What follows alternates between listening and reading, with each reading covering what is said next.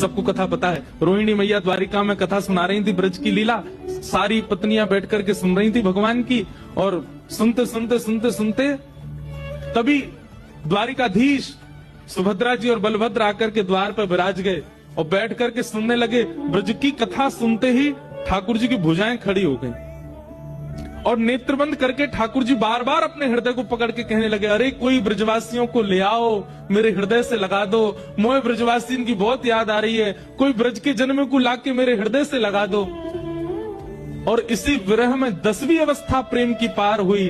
ठाकुर जी का मुख पिघलने लगा, ठाकुर जी के हाथ पिघलने लगे, ठाकुर जी का श्रीअंग पिघलने लगा।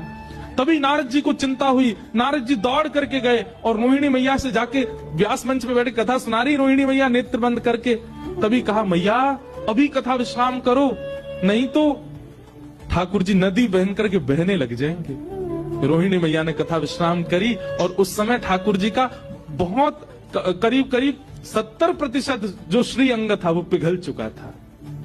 वही कथा विश्राम हो गई तो वही रूप ऐसे ही रह गया ठाकुर जी का। नारद जी ने जाकर के प्रणाम किया, बोले भगवान अब कैसे सृष्टि का आगे संचार होगा, आप तो ऐसे बन गए। ठाकुर जी बोले, नारद पूरे विश्व को पता चलना चाहिए कि मैं ब्रज से कितना प्रेम करता हूं, इसलिए मेरा यही स्वरूप उड़ीसा के श्री जगन्नाथ मंदिर में विराजमान होगा और कलयुग का प्रधान देव मुझे ही माना जाएगा, ताकि पूरे विश्व को मैं बता सकूं। बाकी सारे मंदिरों के जो ठाकुर हैं वो स्थिर रहेंगे पर मेरा स्वरूप अस्थिर होगा। यदि कोई मंदिर में आके दर्शन नहीं करेगा तो मैं रथ पर बैठ करके पूरे विश्व को दिखाऊंगा कि देखो ये मेरे ब्रजवासियों के प्रेम का स्वरूप है। ये स्वरूप कौन है बताओ?